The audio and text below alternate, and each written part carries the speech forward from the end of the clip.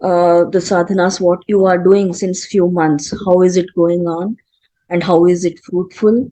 Let's all discuss that today. So I call upon Shailash Ji initially to please introduce herself and let us know her sadhana. My name is Shailashri. I'm a homemaker. So today I'm going to talk on the Upadesha Saram 1, Shloka 1, 2 and 3. In this, actually, it is talked about the action. Through action, we cannot attain the eternal bliss or the mukti. Each and everyone is action oriented. Just doing the action, we cannot reach the real goal, that is whatever we are longing for, that is the bliss or the real happiness what we want to. We seek happiness after performing an action, that is the end result.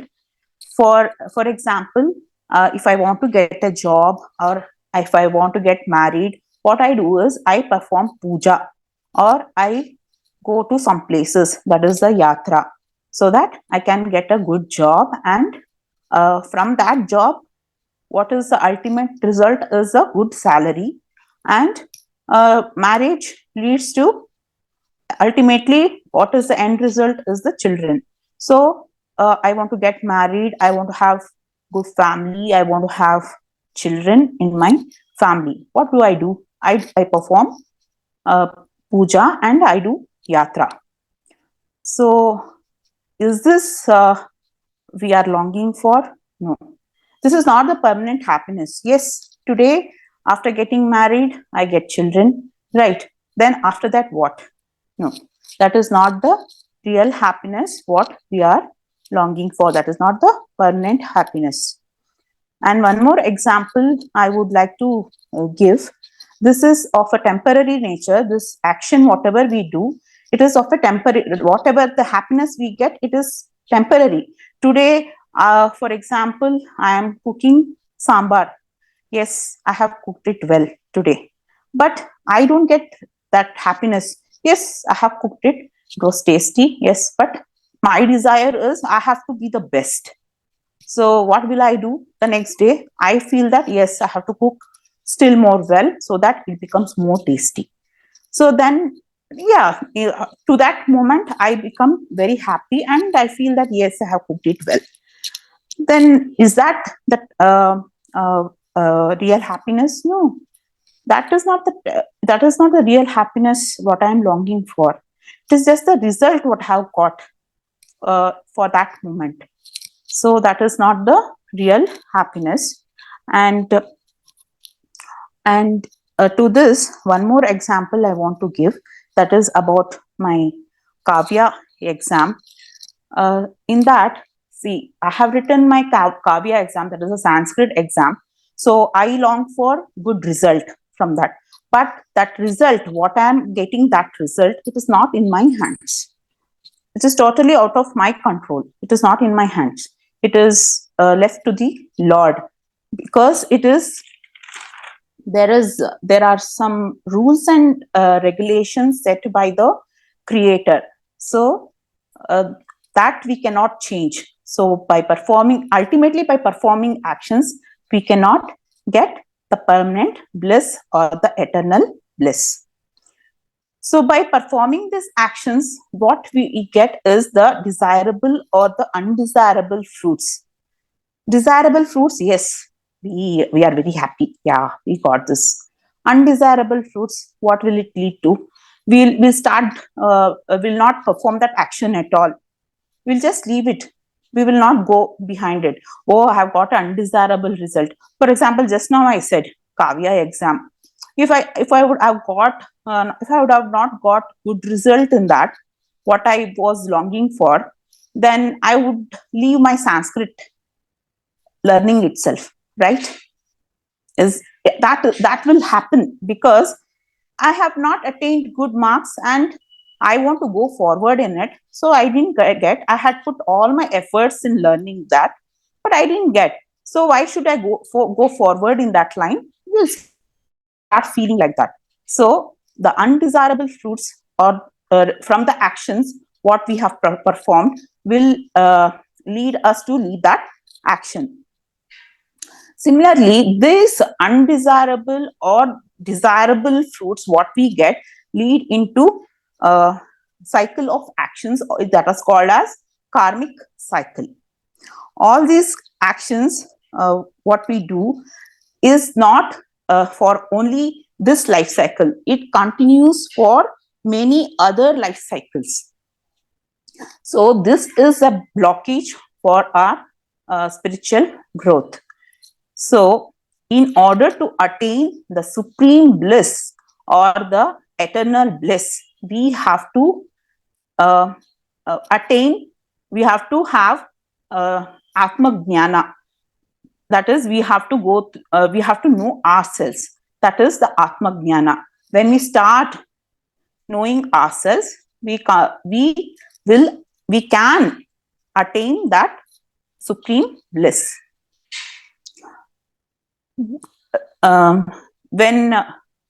And one more thing is, when we start offering these actions to the Lord or the God, so what will happen is starts purifying our mind, and we become conscious, and it helps in liberation or the mukti. So and one more thing is, see, when we are longing for the desires or the results, for example, we are running behind an object. For example, this I have an Apple phone today. So this is outdated one. This is almost outdated, and I am trying to buy one more Apple phone. Yes, I'll be buying. What next? I'm not happy. See, next, I'm going to one more version of Apple phone will come. So I'll be longing for it. Is that it will end? No, it is a never-ending process.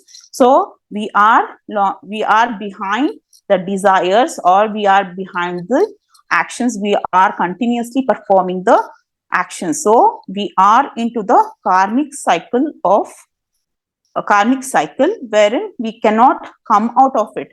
It is just like an ocean, karmic ocean. So when we are into that karmic ocean, we are bound, we are binding ourselves into it, and we will not be liberated. We cannot come out of this samsara.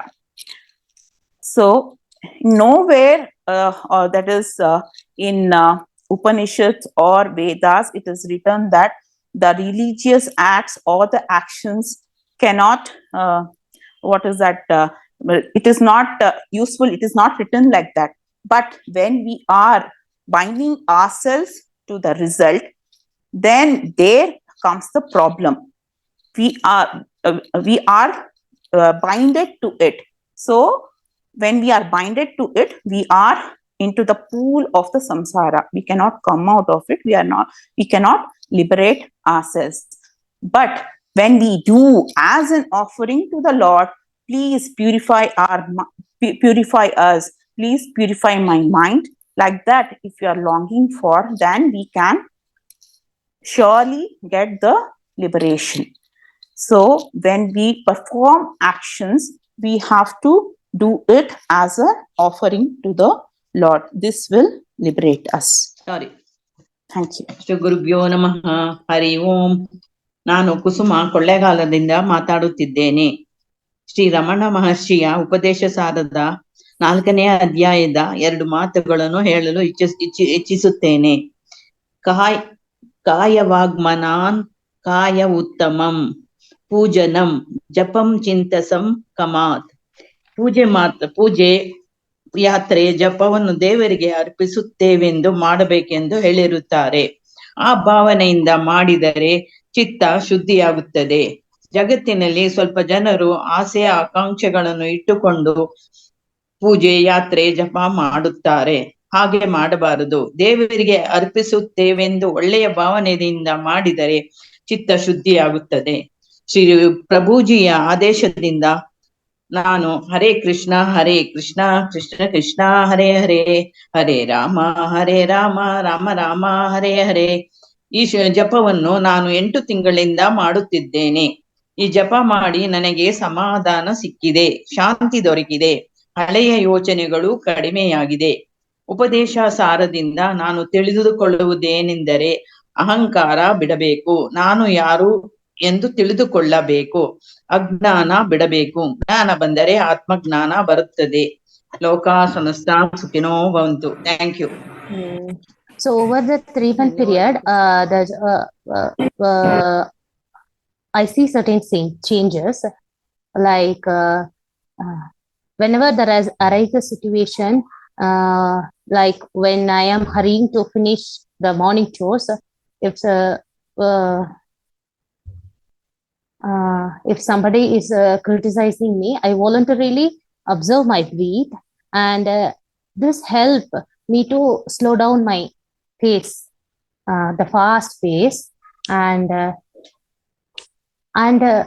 after that, the entire way I respond, I am not reacting to any situations.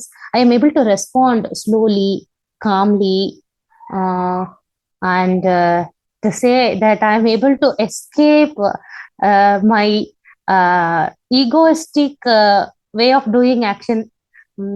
The words I use or the way I respond, those things are coming from my ego, right? I am able to make it out. So I am escaping from my actions coming out of my ego.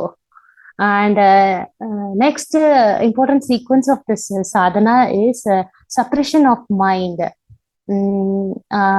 As it is said in the sloka 14, prana bandhanat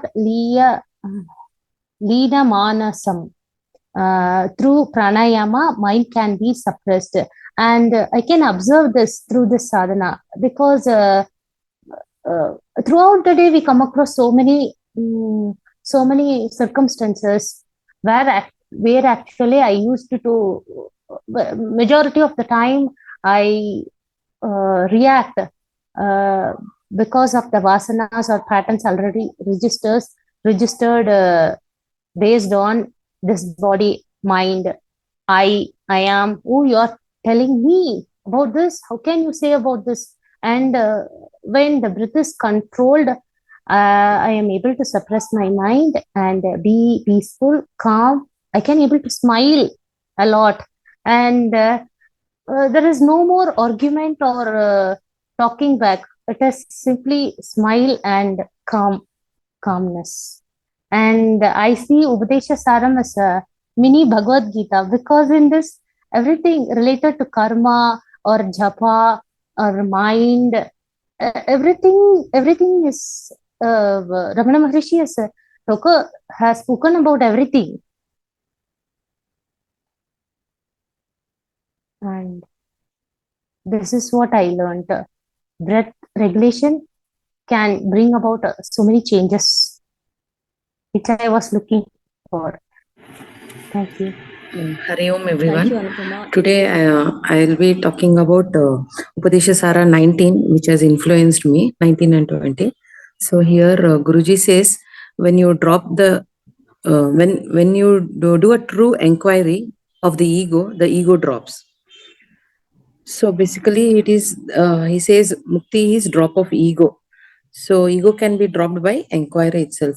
So this way, so this has helped me a lot in my journey of this inquiry. So always, whenever I do my work or any wherever I feel angry or any upset, so immediately I ask a question: is it mine? Is this ego coming from my mind or somewhere else? So immediately this mind, this is not mine, so that is what will come, and immediately this I become calm, and that ego, that is I-ness, is dropped. That is done by me, or whatever action is done by me is dropped. So many times I am finding it very useful. So finally Guruji says the final liberation is by self inquiry. So I think I'm going with that path, and thank you Guruji and Upadesha Saram for teaching us Upadesha Saram. That is my this thing.